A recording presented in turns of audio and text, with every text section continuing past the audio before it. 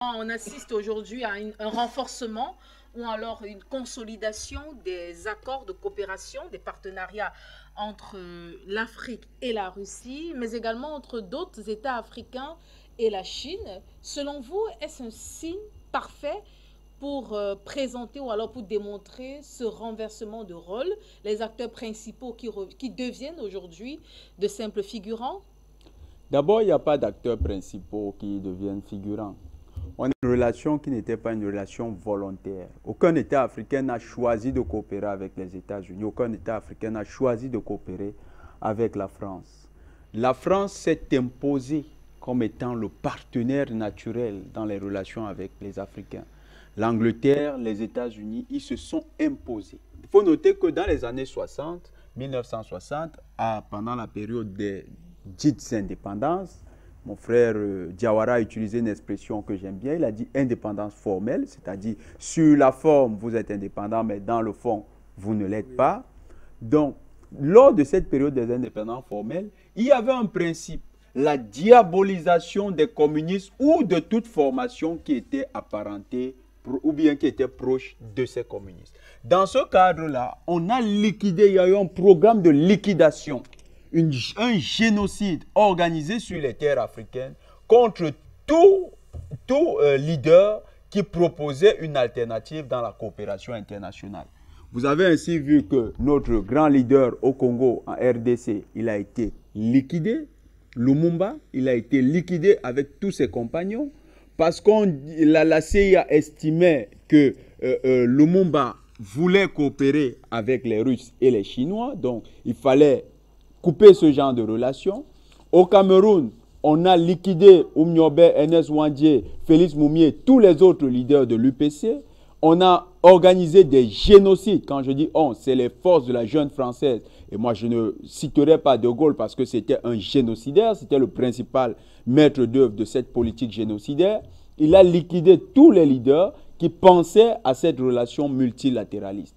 Eh bien, l'Occident, en liquidant tous ces acteurs qui prônaient une coopération avec des partenaires comme la Chine et la Russie, a proposé un seul visage de coopération, s'est imposé comme étant le seul partenaire.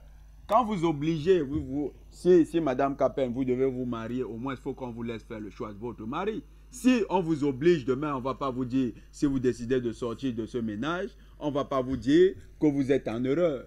En fait, c'est ce qui se passe avec la France aujourd'hui. La jeune française de Gaulle s'était imposée comme le partenaire avec les pays africains. Et les pays africains ont atteint leur maturité politique, leur maturité économique, leur maturité culturelle, et ils entendent la faire prévaloir.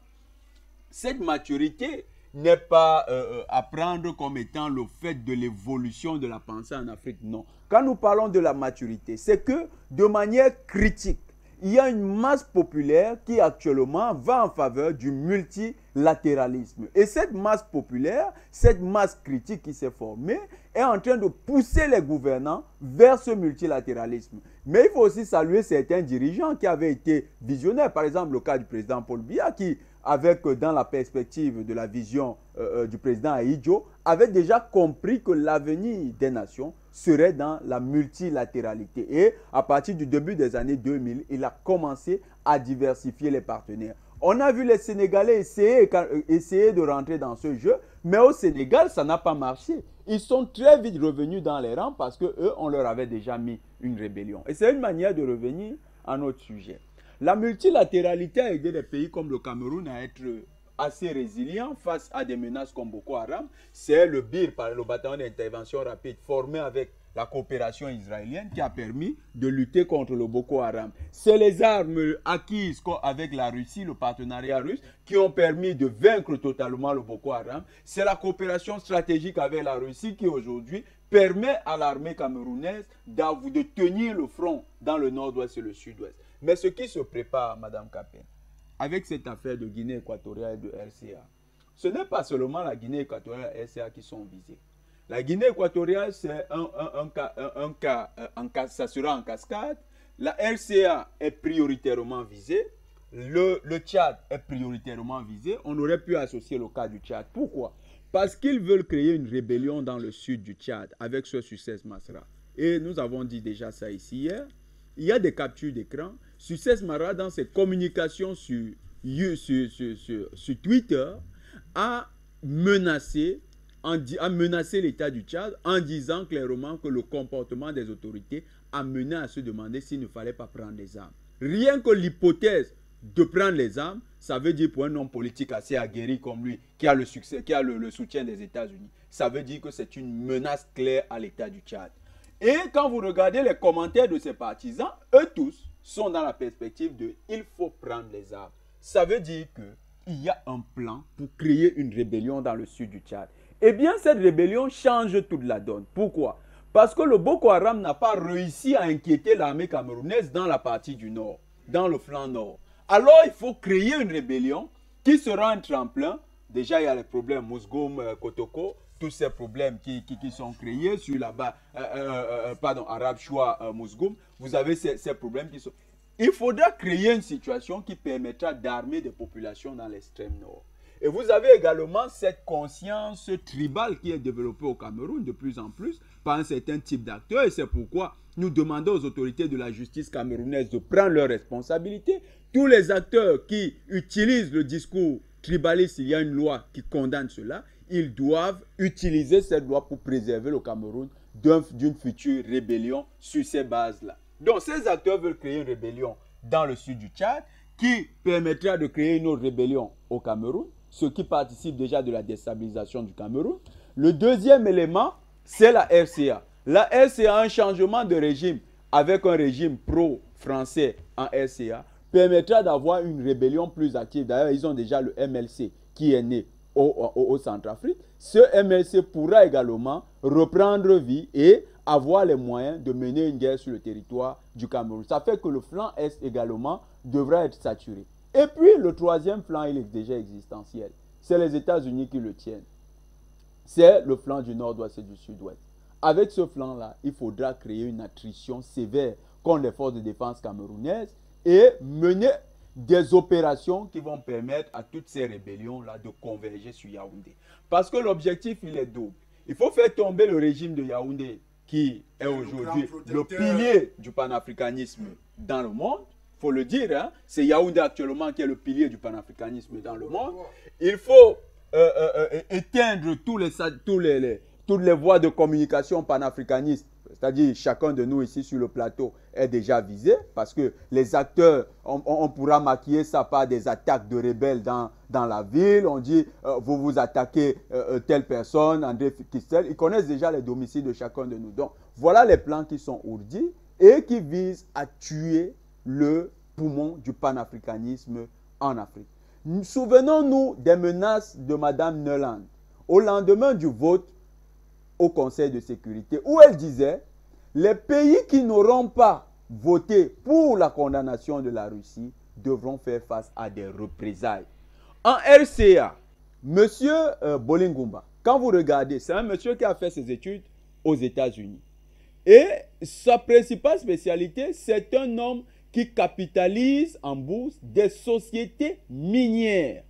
Minières, c'est-à-dire des sociétés qui font l'extraction d'or, de diamants, de pierres précieuses. Et tous ces minerais-là se retrouvent en RCA.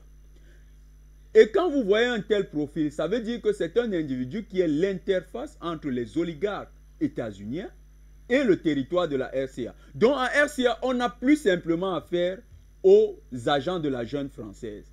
L'utilisation d'une interface de la DGSE au Cameroun, il a une entreprise qui est un peu bizarre, une entreprise qui fait dans la publicité, M. Gazier. Une interface, M. Gazier, sa société fait dans la publicité. Ça s'appelle Soyanara.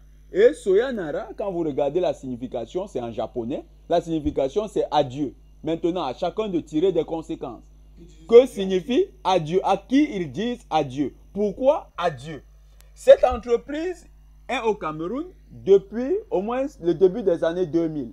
Et ça concorde avec le moment où une certaine Patricia Bam a commencé à gérer la communication du chef de l'État camerounais. Et ce monsieur a effectivement des entrées parce que ce monsieur a beaucoup, quand vous faites la sociologie, la sociométrie autour de cet homme, vous allez voir que plusieurs personnalités, tout à l'heure, le pasteur Fanga l'a dit, plusieurs personnalités pasteurs tournoient autour de ce monsieur.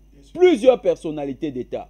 Et quand vous avez parlé de la visite, que ce soit la visite de Macron, que ce soit la pression dans des dossiers assez importants, oui, beaucoup de ces acteurs sont mêlés et c'est des acteurs qui, pour la plupart, ont des relations avec M. Gazier. Ça veut dire que cette interface de la DGSE a un rôle à Yaoundé parce qu'il est constamment à Yaoundé et sur Paris. Il ne vit pas à Yaoundé comme on le dit. Il est sur Yaoundé et sur Paris parce que sa société, son entreprise est enregistrée à Paris. Cet individu a déjà mouillé, il a une expérience en matière de coup d'État qui est déjà avérée. 2017, il est lié au coup d'État manqué en Guinée équatoriale. Et lors de ce coup d'État, il était à Yaoundé. Et étrangement, les complices ont transité par Douala. Tous ceux qui sont allés se sont retrouvés, beaucoup se sont retrouvés à Douala. Hein, le général dont parlait le pasteur Fanga, il était à Douala.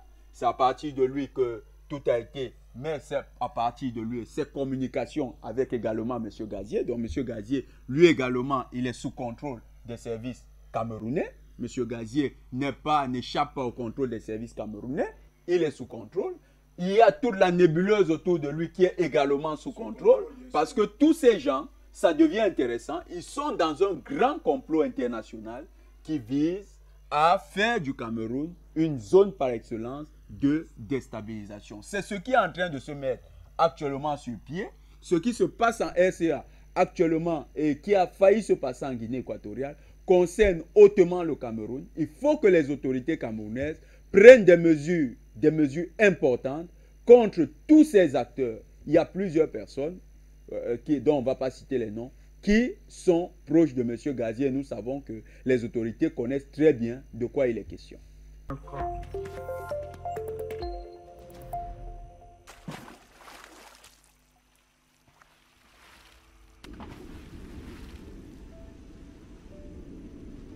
Afrique Média. Le monde, c'est nous.